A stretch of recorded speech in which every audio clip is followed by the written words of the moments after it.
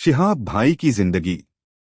दोस्तों, आज हम जानेंगे शिहाब भाई की जिंदगी के बारे में। शायद ही कोई ऐसा होगा जो शिहाब चित्तूर को नहीं जानता होगा। ये एक ऐसे शख्स हैं जिन्होंने पूरे हिंदुस्तान को वो करके दिखा दिया जो इस सदी में करना सबके बस की बात नहीं। क्योंकि इस समय शिहाब भाई अकेले वो शख्स होंगे जो केरल से मक्का शरीफ पैदल हज करने के लिए जा रहे हैं।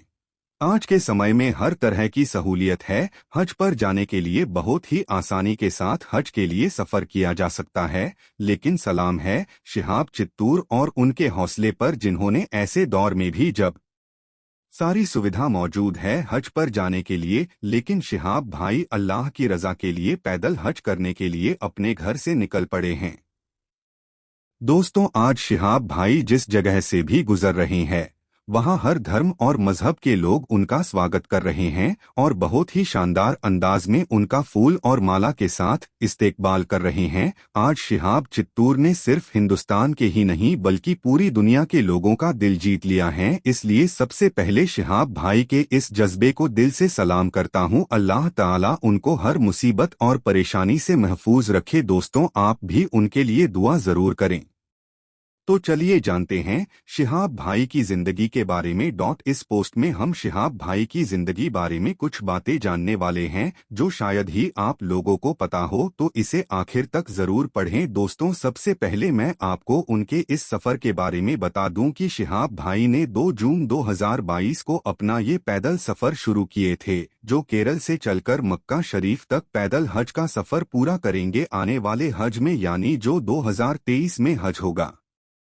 दोस्तों, आपको बता दूं शिहाब भाई का पूरा नाम शिहाब चित्तूर है। इनकी पैदाइश 1993 में केरल राज्य के मल्लमपुरा जिला के कोटकल गांव में हुआ था। और अगर इस हिसाब से देखा जाए तो शिहाब भाई आज यानी 2022 में 29 साल के हो चुके हैं। शिहाब भाई का परिवार।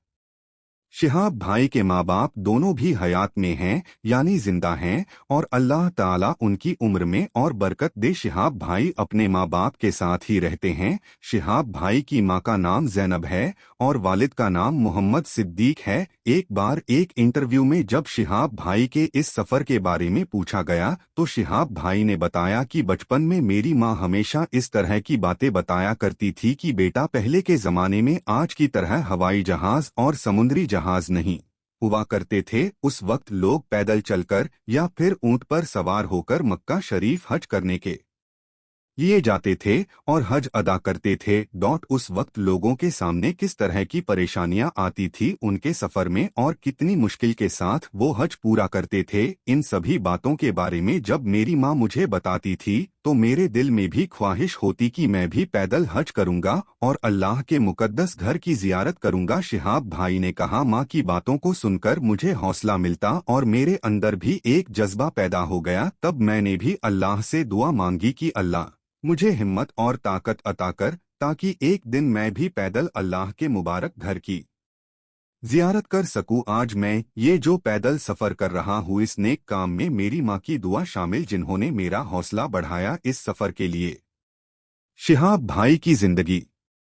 अब अगर शिहाब भाई की शादी के बारे में बात की जाए तो आपको बता दूं कि शिहाब भाई की शादी हो चुकी है और इनकी बीवी का नाम शबाना है और इनके बच्चे भी हैं। अब कितने बच्चे हैं तो इसकी हमें जानकारी नहीं है। एक बार शिहाब भाई से जब इस बारे में सवाल किया गया तो उन्होंने बताया कि मैं जब भी किसी से पैदल हज के सफर पर जाने की बात करता कि मैं एक दिन यहाँ से पैदल हज के लिए जाऊंगा तो लोग यकीन नहीं करते और मुझ पर हंसते थे। किसी को ये यकीन नहीं था कि इस जमाने कोई पैदल इतनी दूर हज के लिए जा सकता है। लोगों को मेरी बात पर यकीन नहीं था कि इतने दूर का सफर भला पैदल कोई कैसे कर सकता है।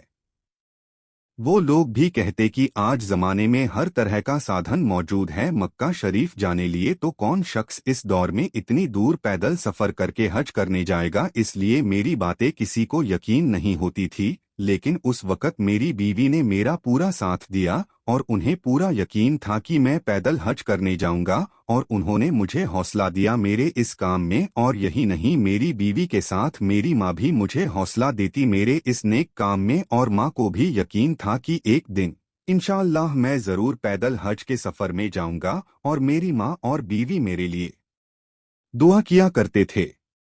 अब दोस्तों, अगर हम शिहाब भाई की पढ़ाई यानी एजुकेशन के बारे में बात करें तो आपको बता दूं कि शिहाब चित्तूर भारत के केरल राज्य से हैं और ये बात सभी को पता है। पढ़ाई के मामले में केरल सबसे आगे है। केरल एजुकेशन यानी शिक्षा के मामले में हिंदुस्तान में सबसे आगे है और यही वजह है कि केरल के लोग भी काफी पढ़े लिखे होते हैं और एजुकेटेड होते हैं। हम बात कर रहे हैं शिहाब भाई की, तो आपको बता दूं शिहाब भाई ग्रेजुएट है और पेशे से एक डॉक्टर भी है।